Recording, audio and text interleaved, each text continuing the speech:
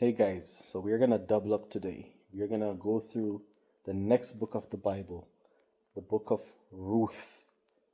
So we just finished the book of Judges, but we are gonna head into the book of Ruth.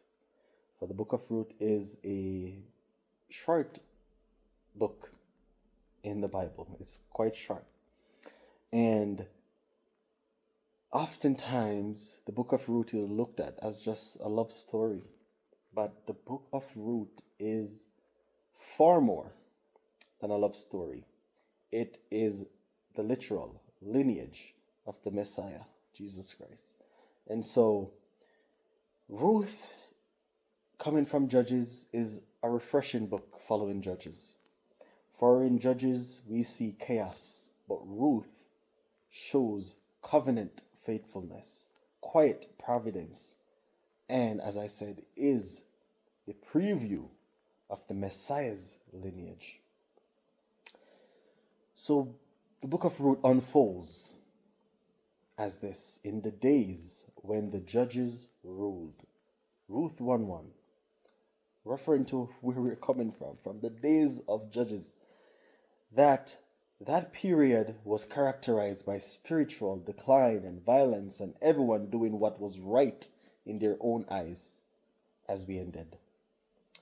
Judges 21:25.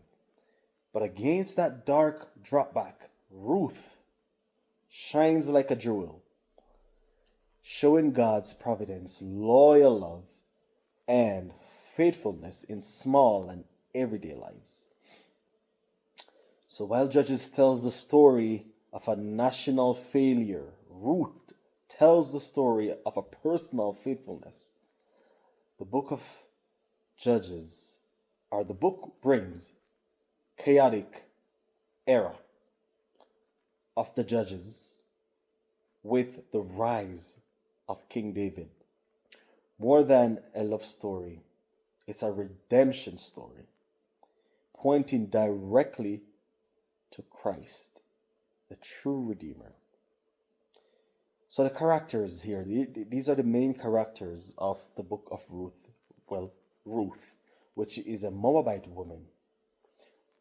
Outside, she's considered an outsider to Israel, who displays remarkable faith and loyalty. Naomi, she is an Israelite woman. So Ruth would be considered a Gentile, the unchosen, the one that the Israelites would look, the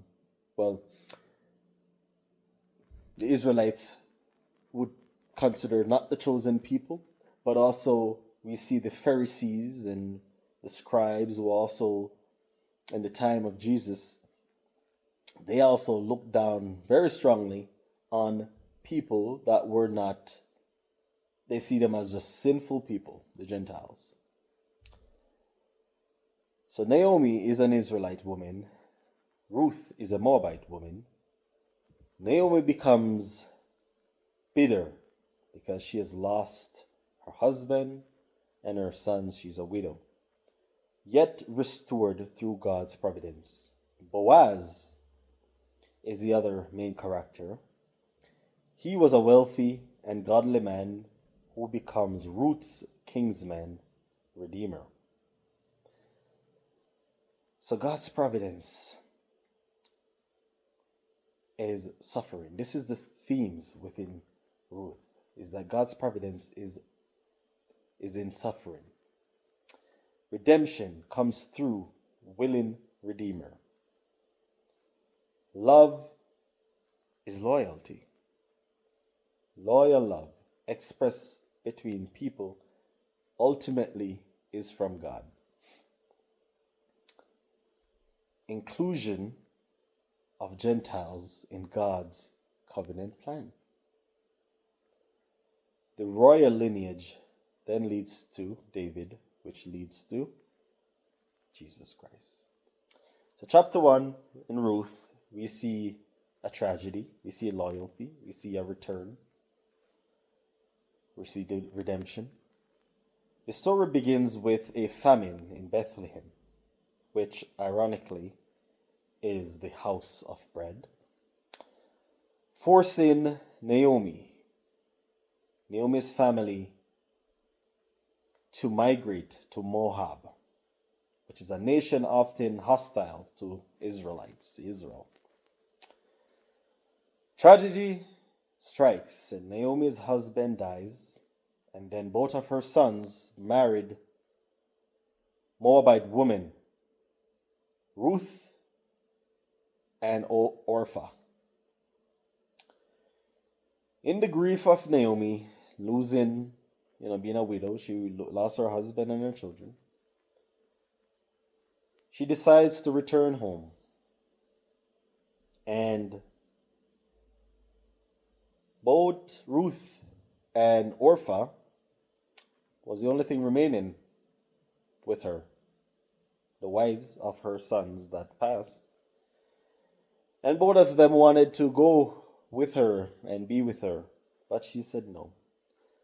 You're young, go live your lives, go marry, go have children, all of those things. Go live your life. I'm an old woman. Let me just wither away. Now, both Ruth and Orpah was, mourning with Naomi in her loss. But Orpah yielded to Naomi's declaration of go, and you're young, go find yourself a husband, and don't be like me without a husband and kids. So she tearfully stays in Moab, Orpah. But Ruth, she clung to Naomi with one of the most powerful declarations of covenant love. She said, your people, this is Ruth, the Gentile woman, speaking to Naomi, the Israelite, your people will be my people, and your God will be my God. So Naomi was bitter. She was empty. She felt lost. She was in despair following the loss of her family. So she renames herself the name of bitter. She called herself Mara. That's what it means, bitter. Yet God is already waving restoration into her story behind the scenes through Ruth's faithfulness. So we see the character here, sovereign in suffering. This is God. He works even through famine and loss. He's a covenant and keeper and a faithful one at that. Through Naomi. Though Naomi feels abandoned by God, God was present. Sometimes when we think God isn't present, those are the times He truly is. God is gracious to the ones who would be considered outsiders. Ruth, a Gentile woman, is drawn into God's family. So we see the parallel here to the gospel is that Ruth mirrors the fate of the Gentile fate, or the fate of the Gentile church, is that she left behind her past to follow Israel's God, the one true God. Naomi's bitterness foreshadows the apparent tragedy of the cross. Yet, God works in salvation. God was at work in salvation. Ruth is a picture of discipleship, where there's a total surrender to God's will. That is what discipleship is about. So even in seasons of loss, God is at work. Faith often begins in small, costly decisions like Ruth's loyalty. Following God may mean leaving behind comfort, and his covenant promises are worthy of everything. You may be leaving behind comfort, but his covenant promises are worth everything.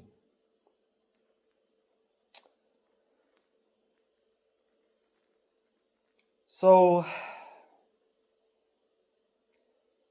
provision in the fields of Boaz in chapter 2 of Ruth. Arriving now in Bethlehem, Ruth takes invitation to provide by gleaning leftover grain, a law God established for poor and foreigners. So if you didn't know in those times that God says, as you form, when people form, it would be like a corner that would say, a corner are the ones by the roadside that people going by the roadside, by your farmed land, your field. When you reap what you sow, you are to leave those ones that are by the road, that passers, foreigners, and so forth, people going through, for instance, that may become hungry on their way, you would leave that for them, which tells us about God is a God of tithing to his people, and as a percentage tither, like, leaving a percentage of your field, not for yourself to consume, but for foreigner. So that was the picture there. So, and that's in Leviticus 19, 9-10. By chance, she enters this field of Boaz. This is where Boaz comes in, which is a man of integrity and wealth. Boaz shows extraordinary kindness. He protects Ruth from harm, provides food, and instructs his workers to leave extra grain for her. So Ruth was quite amazed and asks, "Why have I found favor? Since I am a foreigner, why have you found favor in me? But I'm a foreigner. I am an outsider to you, but you found favor." So this chance encounter was divine providence in action. This was God's work. So God's character here is that he's a providential guide. He orchestrates circumstances behind the scenes. He's a compassionate provider. He cares for the vulnerable through his people. He's a mediator of grace. He uses Boaz as a vessel of kindness. How does this tie into the gospel? So Ruth represents the church, an outsider welcome into grace. Boaz is the church figure, showing unearned favor, providing protection, and elevating the lowly. Ruth's humble response mirrors the heart of the redeemed, astonished at grace. This is how it connects to the gospel. For Christ is the church. So often God's work, He's working behind the scenes. He worked through ordinary faithfulness, gleaning in a field, showing kindness to a stranger. Nothing is by chance. Nothing is by chance. It's God's plan. It's in God's plan. Live attentively. This is what we're called to. Live attentively. You may be in the field where God intends to bless you and others.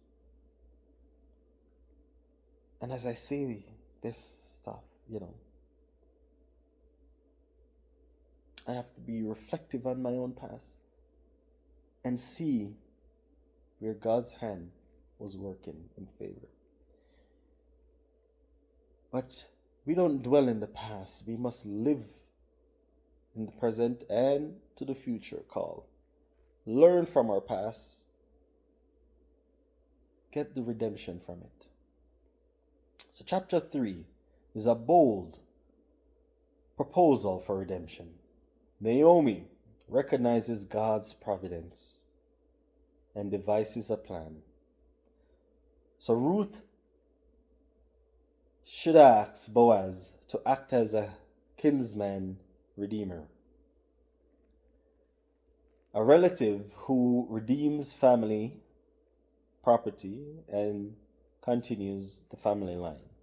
This is Leviticus 25 and also Deuteronomy 25. Ruth approaches Boaz at the threshing floor with humility and and bold faith as well.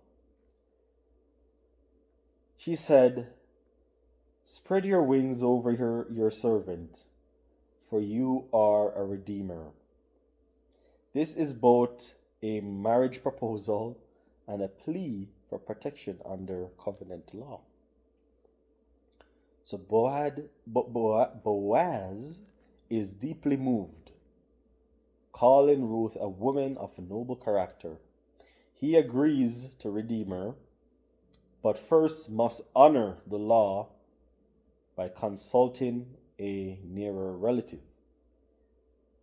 His integrity and Ruth's boldness just shines here. So God's character is that he's lawful and loving. He's a loving redeemer. He upholds justice while acting with mercy. He honors integrity and faith, rewards both Ruth's courage and Boaz's uprightness. Gospel parallel. So, Joel, which was the kinsman redeemer, would be a relative who redeems family property and continues the family line. This foreshadows Christ, which is our redeemer, who willingly fulfills the law in our favor. Ruth's plea is the sinner's prayer. Cover me, redeem me. That's the sinner's prayer. Boaz, earnest, or his eagerness, mirrors Christ, who redeems us with joy, no reluctance at all. Hebrews 12:2. So redemption requires both a bold faith and patient trust.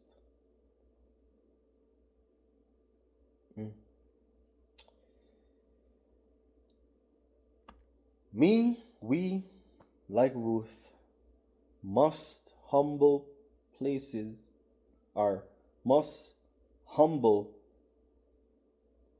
ourselves at the Redeemer's feet. Humbly place yourself there.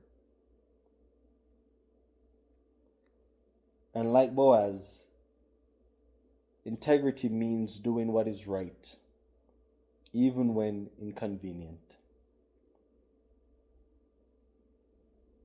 So redemption requires both bold faith and patience and trust. Like Boaz, or like Ruth, we must humbly place ourselves at the Redeemer's feet. And like Boaz, we must have integrity in doing the right thing, even if it's inconvenient. Chapter 4, redemption, restoration, and royal lineage comes into play here. So at the city of Gate, Boaz publicly negotiates redemption. The nearer kingsman declines, which was Joel, fearing loss of his own inheritance. So Boaz steps in with joy, eagerness. He redeems Naomi's land and then marries Ruth. The community blesses the union, and soon Ruth bears a son whose name was Obed. Naomi, who was once bitter, now curdles new life in her arms. The son of Ruth, she curdles as a new life in her arms. It was like hers. The women now rejoice. Blessed be the Lord, who has left you this day without a redeemer.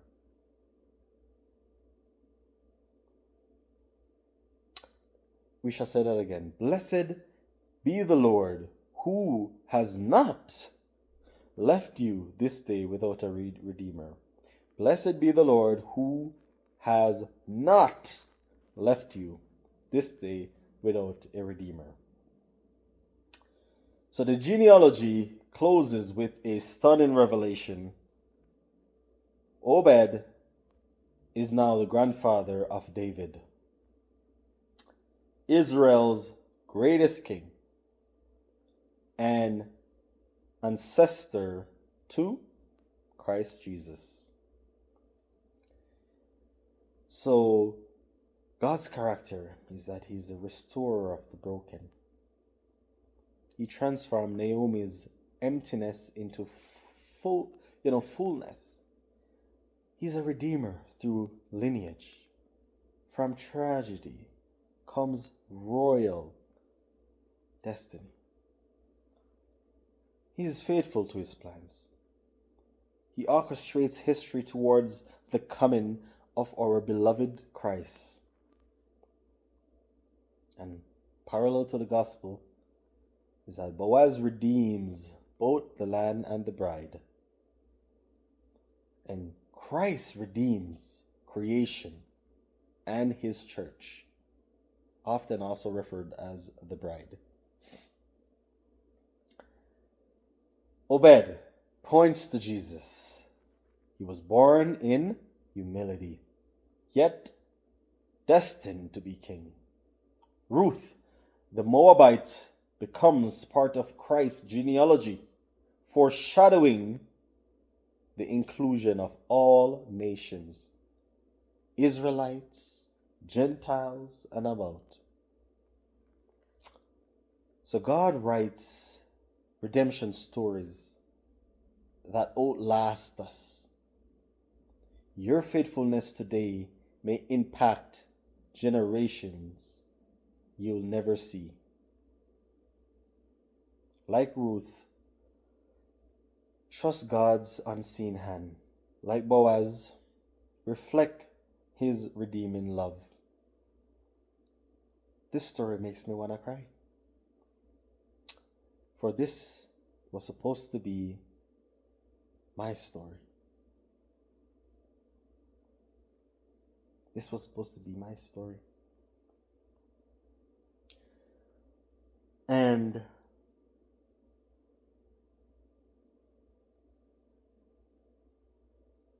there's much to learn from reflection here. Much to learn. Much to learn. I relate with this story so strong. It's it's a story that makes you want to cry. But Ruth is not just a love story. It's a redemption story. It shows God's working quietly in ordinary lives, weaving tragedy into triumph, and bringing outsiders into his covenant family. It bridges the time of the judges with the people of hope, with hope of a king, ultimately pointing to Jesus, the Redeemer King. So where Judges ended with everyone doing what was right in their own eyes, Ruth ends with God raising up a kingly line that leads to the one who was, who is, and is to come, Christ Jesus, the one who redeems, the one who restores, the one who reigns forever.